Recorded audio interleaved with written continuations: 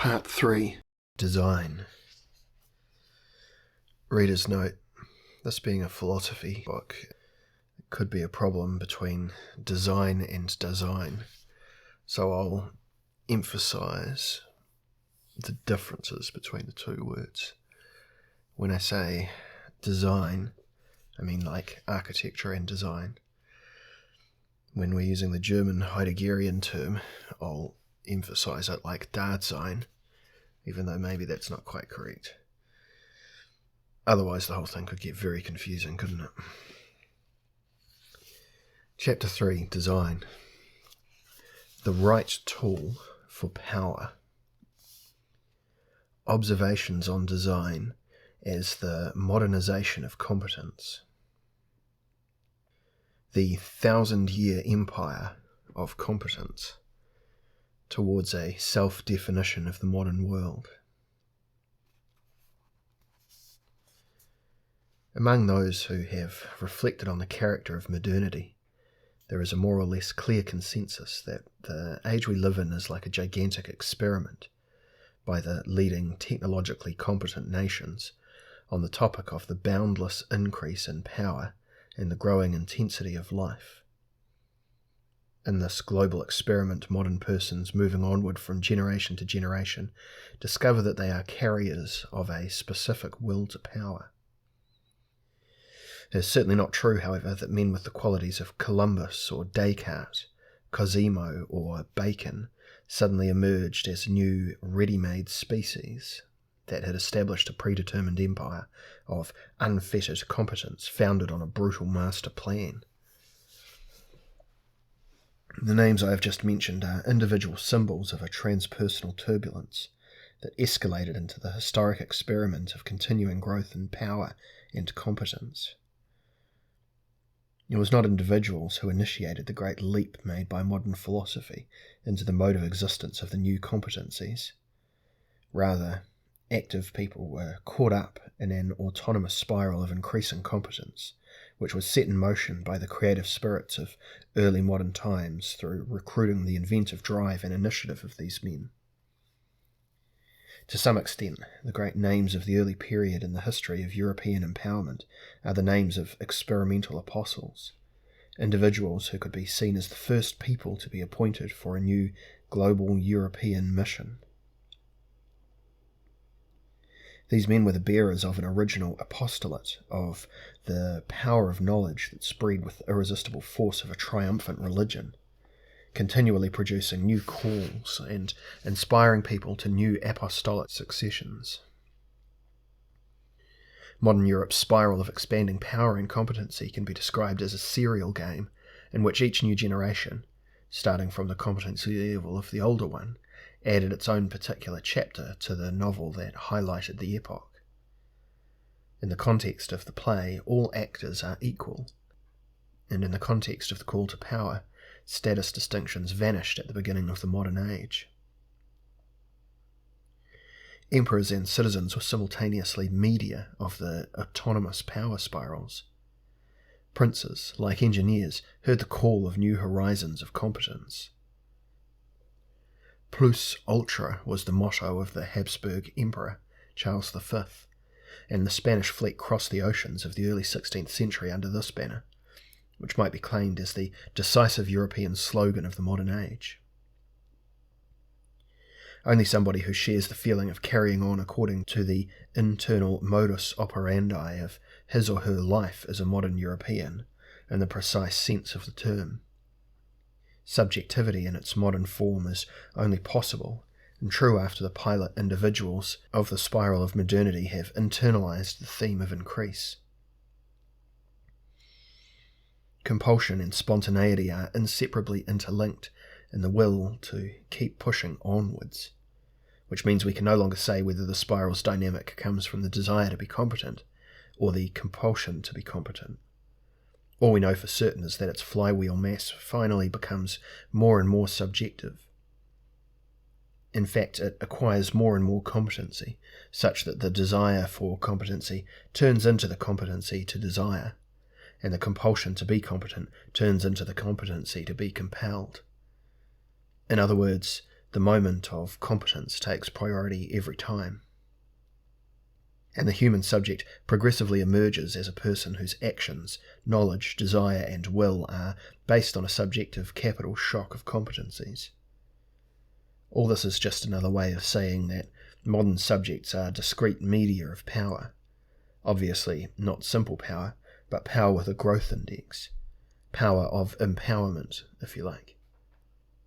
People who can do something in a modern way can do it so that from the start it involves the idea of and capacity for a growth in competence and a desire to increase skill. Now, I would like to use these remarks on the increasing dynamic of power and competence to define the character of the present age. It is common in the Western world to say that we are living in a postmodern era. What this means is either an epigonic position in relation to heroic and avant-garde modernism, especially in the arts, or a disillusioned position in relation to exalted ideas of historical planning and control of nature. If modernity were a composite of genius and constructivism, postmodernism would be a mix of mediocrity and chaos management. I would like to show that these contrasts are not valid from the perspective of the history of competencies, because above and beyond these two positions, and running right through them, is the unstoppable spiral of increasing power. In fact, we might even see the so-called postmodern age as just one more landmark in the dynamic of empowerment that has accumulated over centuries. What characterizes the postmodern era is the stereotyping of former avant-garde qualities and the transposing of the creativity that was once associated with pathos into everyday manipulation of materials and symbols through the members of a worldwide design civilization. In other words, through the supranational smart new middle layers of society. On this view, modernism and postmodernism are linked by an overwhelming continuity. So-called postmodernism is doubtless also a phase in the history of the Euro-American plus ultra. It has not relaxed the compulsion to power. At most, it has adapted the compulsion to be competent to state-of-the-art technology and introduced a degree of play into the contemporary style of competence. There is no sign of a real historic break in the sense of stopping the escalation of competence.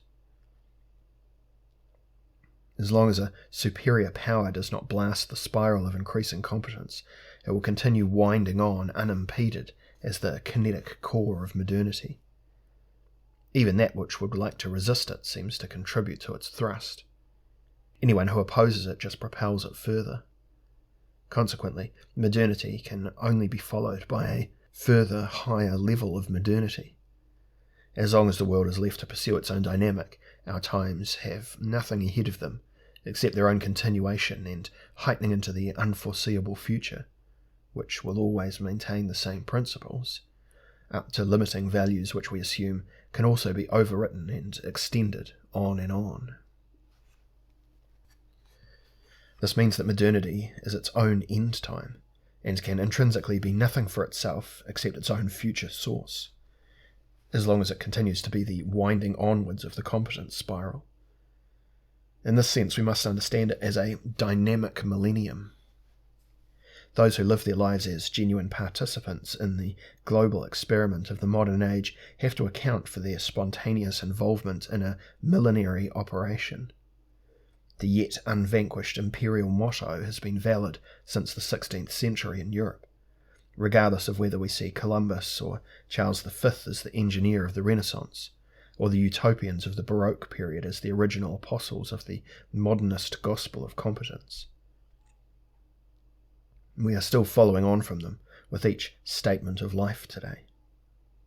Whether we look back for centuries or extrapolate the present into the future, we are first and foremost agents and media for a 1,000-year empire of competence.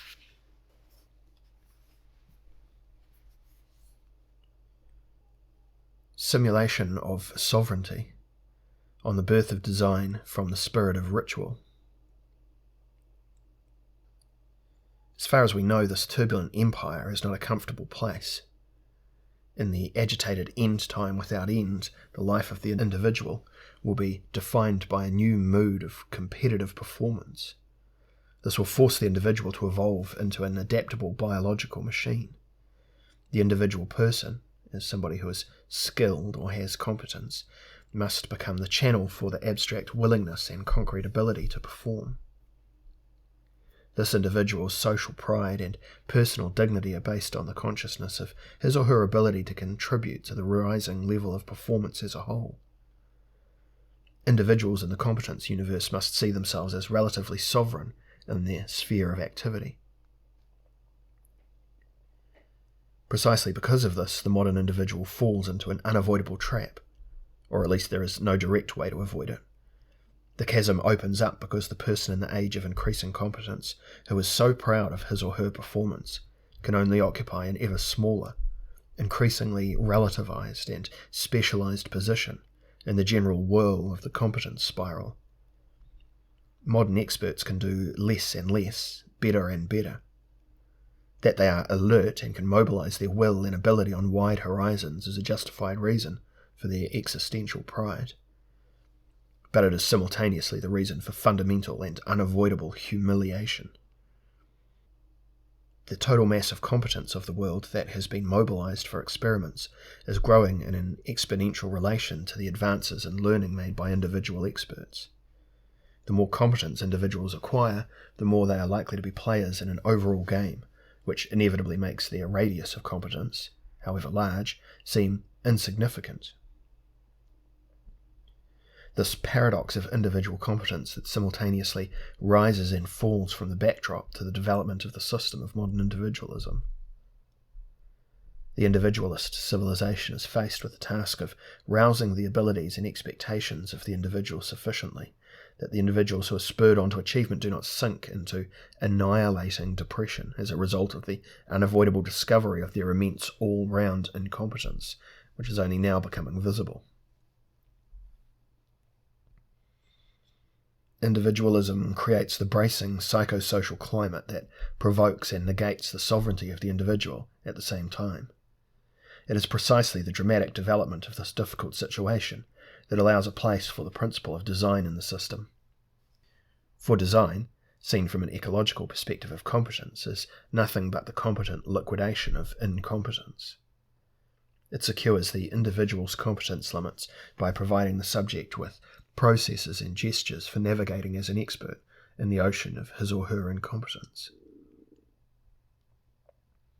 In this respect, we may define design as simulation of sovereignty. Design is when one is capable despite everything. I think it is worth exploring the reasons for this in more detail. The reasons, as one can guess from what we have said earlier, are by no means close to the topic as it appears. Martin Heidegger emphasized in his famous dictum that the essence of technology is by no means anything technological. And in relation to our topic, we must state clearly that the essence of design is nothing like design. I have just defined design as the skill of incompetence, and I would like to proceed by underpinning this formula with some anthropological considerations. The roots of competent incompetence naturally long predate the modern world of competence. In fact, they pass through the whole terrain of primal human history and early cultures. In those times, Homo sapiens was a toolmaker and a narrator of myths, drifting in hordes and tribes through a reality of nature that was largely unconquered technologically and unexplored in analytical terms. For early humans, not being competent, not being able to do much, and not being able to change much in relation to their environment was almost first nature, at least compared to the power radius of late culture. All the same, early humans were anything but helpless victims swamped with fear of an overwhelming world outside. On the contrary, they were lively, inventive, highly mobile actors in a survival game they played with great success. Even if they could only have dreamed of the competence horizon of an average modern individual as if it were in existence under divine protection. If their forms of life seem like cultures of sheer impotence from today's perspective, it is because of an optical illusion. In reality, Modern human beings' range of competence has expanded so much that they are far more at risk of helplessness than prehistoric human beings. They are more often at risk of failing through incompetence, and on more fronts. Early humans, by contrast, benefited from having a grasp of almost everything they needed for their personal and social sustenance. While they managed everything, they lacked the skills for, more or less routinely, with the protection of rituals. Assuming that the flood falls from the sky with thunder and lightning on your roof of leaves, if you can survive the storm at all, you can survive it better if you chant a song for the weather god. It is not important to be able to make the weather yourself, even modern abilities do not go that far, but it is important to know a technique for keeping fit in bad weather. You must be competent enough to be able to do something in a situation when one usually cannot do anything. Only someone who knows what to do when there is nothing to be done knows enough efficient and continuing games of life to prevent himself or herself from collapsing in panic or freezing into immobility. Skillful lack of competence creates a kind of freewheeling attitude or a parallel process in which life can go on, even in the presence of things that make us helpless. I use the term ritual, a term from ethnology and the science of religion, for such parallel processes. Prehistoric people could not be entirely sure whether the sun really rose as a result of their waking before it, and encouraging it to rise by dancing in a circle. But this enabled them to deal with the demons of the dawn, and thus to enter their day playfully, and keep their mythical identity as children of the light planet and the dark earth. Since archaic times, ritual has closed the gap through which impotence, panic, and death invade our life. In this sense, we can talk of the birth of design out of the spirit of ritual. For although design is unmistakably a modern development, and is manifested in things rather than in gestures, its gestural substrate, competence when skills are lacking, keeping fit, preserving form in the midst of things that dissolve form, still prefigures in primeval history the parallel gestural and symbolic actions that we call ritual.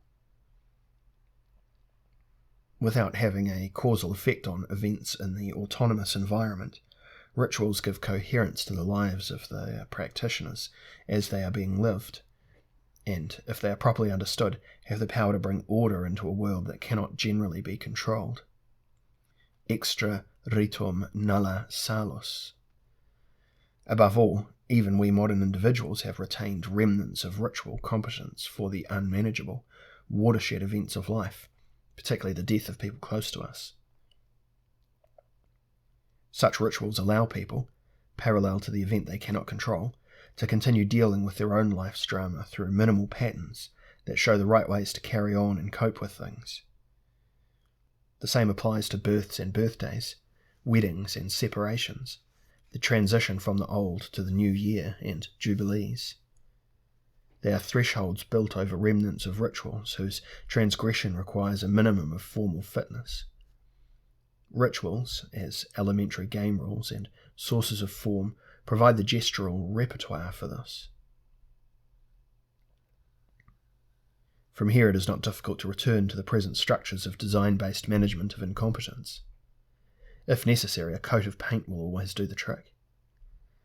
When a Swiss airplane crashed at Athens airport in the 1970s, aside from the obvious rescue procedures for the survivors and dead passengers, the airline also oddly instructed an airport worker to go to the spot immediately and paint over the clearly visible and identifiable Swiss Air logo on the tail of the plane that was protruding above the wreckage.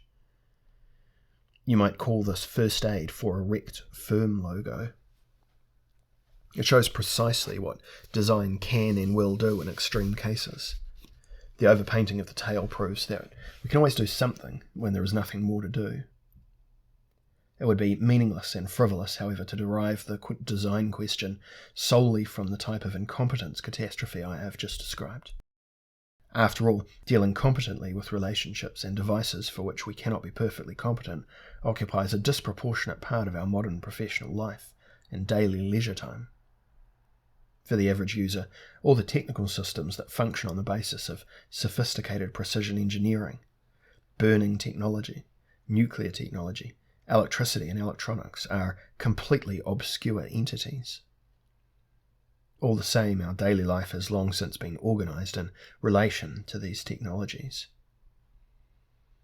The principal machines of today's world, the car, the computer, the entire range of consumer electronics, sophisticated tools and such like, for the great majority of users, they are all just shiny surfaces whose interior worlds are impossible to enter except in an amateurish, destructive way. In traditional rhetoric, one would speak of books with 7 seals, while in modern-day terms such impenetrable complex blocks in the user's environment are called black boxes. After the technological revolution, the sphere of individual life is full of such devices that allow apparently magical telepathic operations, such as remote listening from a distance, watching TV, telephoning, remote control steering, remote reading, operations that are all based on internal working processes that have no relation to the user. Design is unavoidably involved wherever the black box has to offer the user a contact interface to make it usable, regardless of its hermetic internal nature. Design creates an open exterior for the dark box of puzzles. We could call these user interfaces the face of the boxes. They are the makeup of the machines. They simulate a kind of kinship between the human being and the box, and they whisper in the user's ear, arousing appetite, desire for contact, sensations of handiness and initiatives. The more incomprehensible and transcendent the interior life of the box is, the more appealingly the box face has to smile at the natural face of the customer and signal to him or her, "We can get on together, you and I am not hiding any of my sensitive spots from you. My PVC physiognomy expresses my genuine sympathy and I am ready to serve you." Design helps to inspire the belief that a man and his electric shaver are male team comrades, almost the same as the housewife and her washing machine. When it comes to complex devices, design creates the facade of signs and contact points that enables users to join the game without being tangibly humiliated by their evident incompetence as regards the internal mechanisms. From the user's perspective, ignorance must become power. I send faxes, therefore I am. I use a mobile telephone, therefore I adjust to the network. The universe of product design revolves largely around the sensitive issue of serving the competence needs of users who are incompetent in dealing with structures. From this perspective, a customer is always an idiot who wants to purchase sovereignty, and the designer, in strategic alliance with the manufacturers and experts for the interior of the black boxes, is always poised to introduce new applications or follow-ups into the sovereignty market. Modern customers, as users of unexamined technology, are everyday imposters, illuminators with toggle switches and dimmers, telepathy artists with fax machines, kinetic jugglers at the wheel of a car, and masters of levitation in a passenger plane. And in the sense that all of these obscure technical objects would not be the way they are without the contributions of designers, we can describe the profession of designer as that of an outfitter for imposters. Designers furnish everyday imposters like myself, and everybody else, with the accessories for continuing simulations of sovereignty. In everyday language we call the same products useful aids to make life easier. This service has models and relations in a sphere that seem very far removed from the technical element, and in fact contrary to it. The rhetoric and grammar teachings of antiquity, and the teachings of the aristocratic age in dance and manners, both provided training in linguistic and physical attitudes that spared individuals from being lost for words and losing their stability in free-fall situations. When there is no longer any suitable word, there is still always a word in place. Where everything stable has collapsed, good behaviour is still possible. Design repeats these provisions with sovereign means of control in the horizon of a technological civilization. It provides the technical stuff for power for people who try to appear as something more than helpless puppets of competence amid the present monstrous spiralling of power. Whether this attempt can succeed is today the source of arguments between the humanist and technically oriented factions of cultural criticism. Competence as competence in revising design under the categorical imperative of the consumer world. Having discussed how design was born out of the spirit of ritual, we must talk about a second, specifically modern source of design civilization. The way the modern world works as an experimental culture is the practical conclusion of the belief that things are not beings or creatures, but functions or materialized acts. If things were beings in their own right and origin, things of God's grace in a sense, trying to lay hands on them would be latently or manifestly blasphemous. Every design, insofar as design means drawing things in a new way, would be a rebellion against the created or naturally born essence.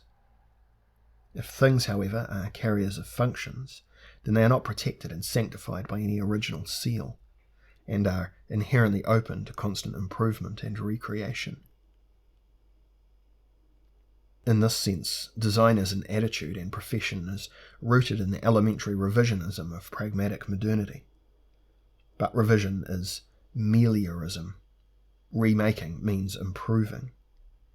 In other words, design is the conclusive form of functionalism. People who make designs admit to being practicing functionalists. They are committers of the verb to function, apostles of the belief in the primacy of function over structure that has been missionized worldwide. Stepping back from such self-evident statements and questioning the meaning of these all-too-illuminating expressions, we reach a terrain where the relationship between the thing and its function, or the function and its thing, becomes visible in a very dubious manner. In his notoriously obscure oration about the thing, Heidegger explained the questions asked here using the example of a jug. Briefly, the function of the jug is revealed in its suitability for the task of holding water or wine in its hollow interior and standing ready for pouring, which is why its appearance combines the three characteristics of hollow body, handle, and spout. It would follow that the function of the thing is simply its service or use. Leading on from this example, generally speaking, things are useful tools to hand. But as serviceable tools, things are simultaneously discretely sovereign donors, giving beings, we could say, in the hands of living beings. This is particularly clear in the case of the jug. The jug is there to do the job of pouring, which means that, as an example, it shows directly how this thing, by serving, also gives. One must admit that Heidegger was right in seeing no reason to flinch at the statement that the essential character of the jug is to give. From here it is only a small step to the main principle of the ontology of things that says that the essence of the thing as such is the gift of pouring. This surprising theorem brings us to a double-sided understanding of things. One side places the functional service of the thing at the beginning, and leads from there to the human being as master and user, while the other side starts from the character of the thing as a gift, and defines human beings as recipients of gifts of things. By its tone and logic, the second view is naturally at home in a pre-modern interpretation of the world and being, because instead of serving people's desire for multiple competence, it reminds us of the gratitude they owe to the things that give themselves. Quite simply, it delineates the position of anti-design. A person who implements it, in the literal sense, would not be somebody in search of sovereignty, a competent, incompetent user of the tool for power, but somebody who meditates and is pious about things, a recipient of gifts in kind in the form of tools, materials, and foods. Cum grano salis. This would resemble Catholic artisans and farmers' philosophy, in which the proper use of any tool or machine always begins with a prayer about the things, in the same way as meals begin with saying grace. No designer has ever emerged in this manner. Designers may believe what they like about themselves, but they are not God's henchmen, and not labourers in the vineyard of being. A designer cannot regard himself or herself only as a curator of what is already there. All design stems from an anti-prayer. It begins with a decision to pose the question of the form and function of things in a new way. The sovereign person is the one who decides on the exception to the rule in questions of form. And when it comes to the form of things, design is the permanent exceptional state. It explains an end to modesty in relation to how things are traditionally constituted, and the spirit of radically questioning the function of a thing, and its masters and users, is manifested in the will to create new versions of all things. Every kind of functionalism contains a spark of Luddite prejudice against objects. Whereas we are not supposed to think about the price when we receive a gift, the designer object is open to pricing questions and revisions from the start. Instead of taking the thing as it is, design begins with the function and turns the thing into a variable fulfillment of it. Design is possible because, and to the extent that, we can apply the dictum that each thing has its price. In fact, the history of how design has risen to become the almost unchecked ruler of the new version of things has to be written in an economic mode as well.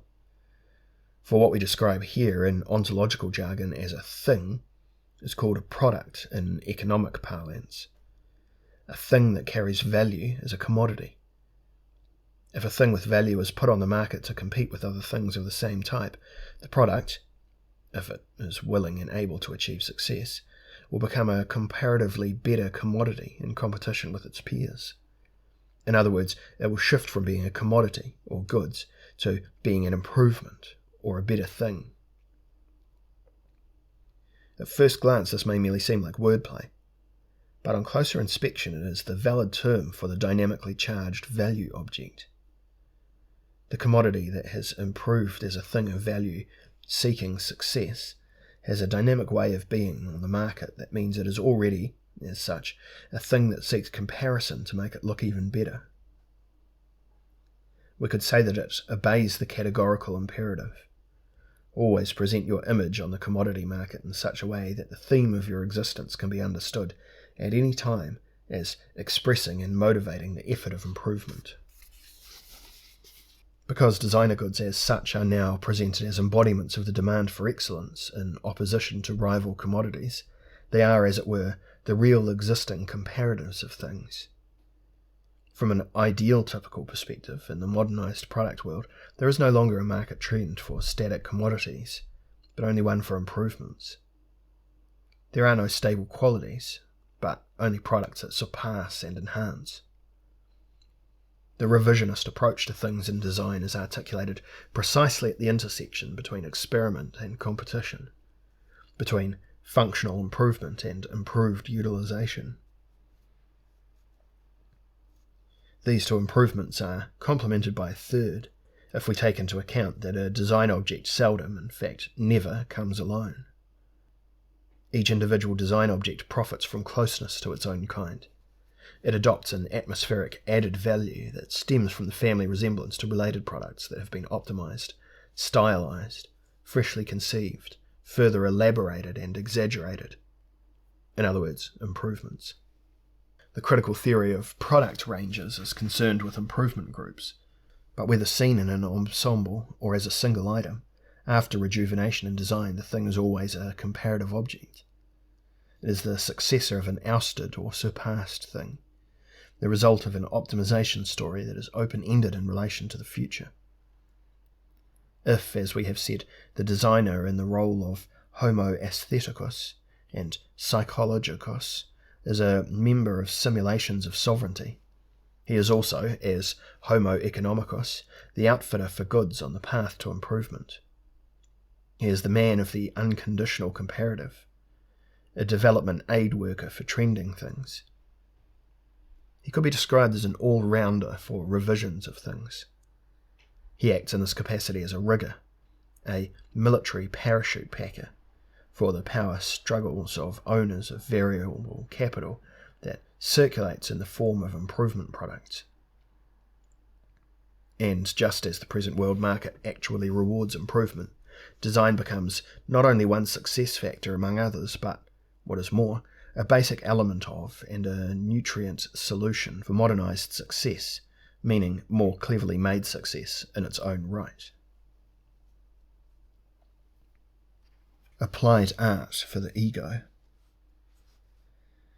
After ritual and capital, we should mention a third source that makes design meaningful in the present arena of power.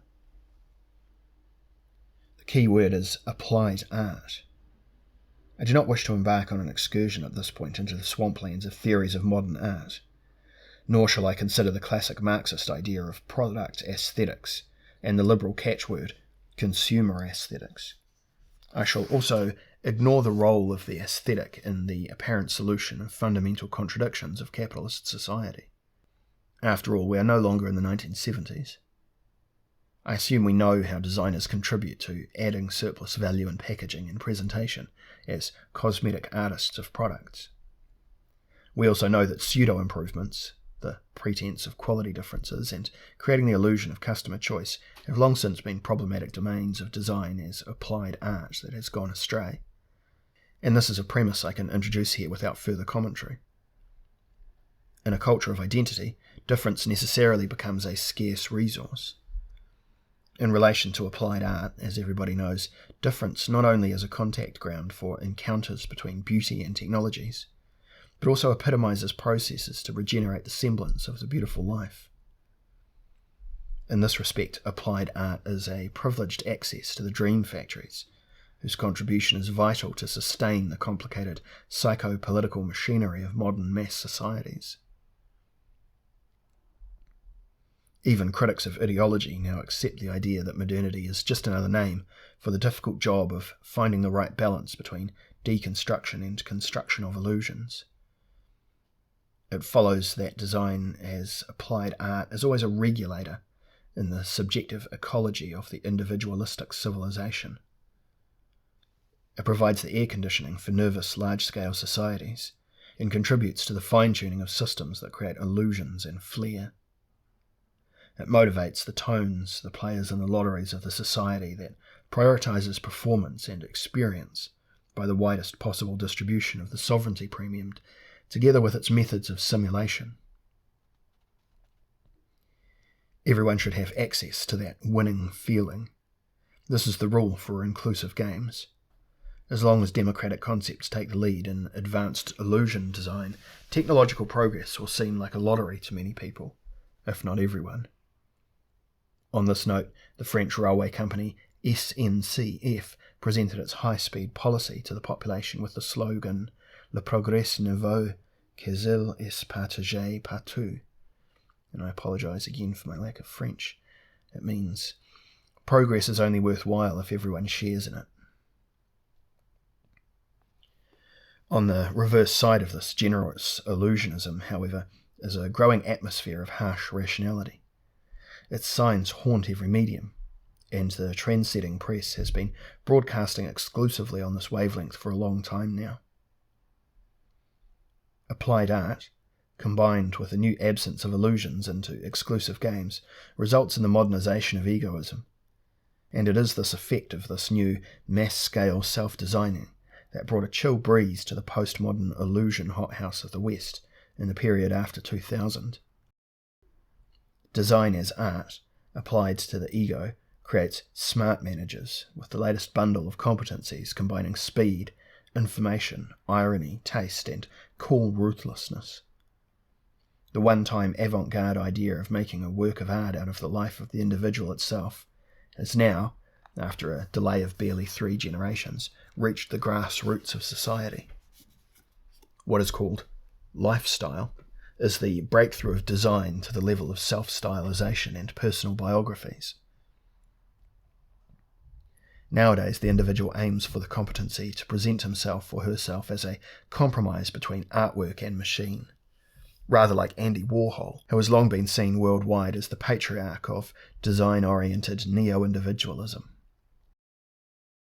Subsequent generations have learned from Warhol that sovereignty is an effect of the investment of energy in shallow processes, And if individuals in the age of design want to apply shallow processes to their own body, then we should prepare for a new psychosocial era, and perhaps even an anthropological quantum leap. If our picture of the trend doesn't deceive us, this will necessarily result in a structural transformation in the traditional human image, and may even shape new physiological and neuronal processes. It seems as if a type of Homo semioticus will replace the highly cultivated Homo psychologicus. The manifest carriers of this development are already adults, our children, our mutants. In their case, the classical deep triad of psyche, memory, and inner world has been replaced by the new plane of operator, memory store, and on-screen space. The soul in the technological age could become something like a living cursor in busy spaces where events happen, a cursor in search of its own course, a runner in search of the track that would be his or her own.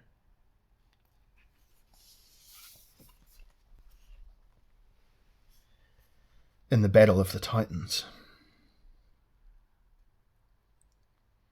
However we may judge such hypothetical tendencies, what matters is that design in all of its three roots is involved in a kind of psychopolitical battle of the Titans, in which the forces of hope and the forces of despair are wrestling with each other, like two global powers or total atmospheres.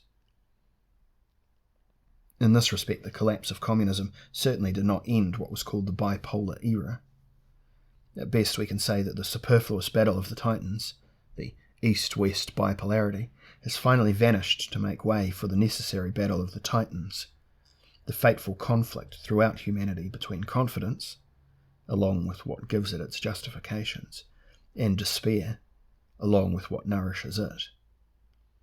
It is the struggle for the raison d'etre of the human race that has had to learn to look rationally at its relationships while modernizing.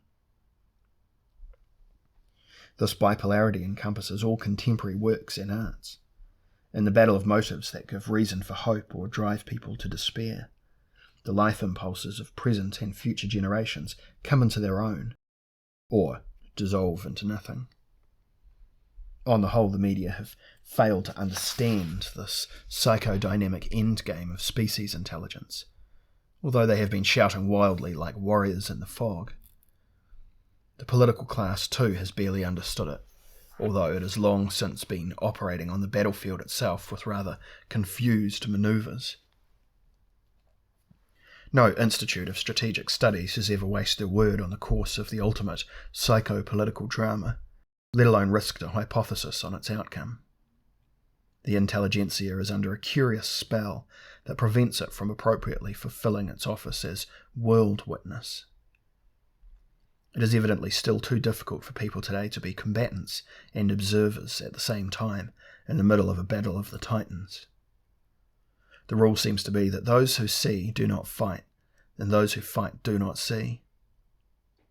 And yet, it is high time for a visionary combat and combative vision, particularly because hardly anyone still knows, or can know, to which side of the battle he or she was actually recruited.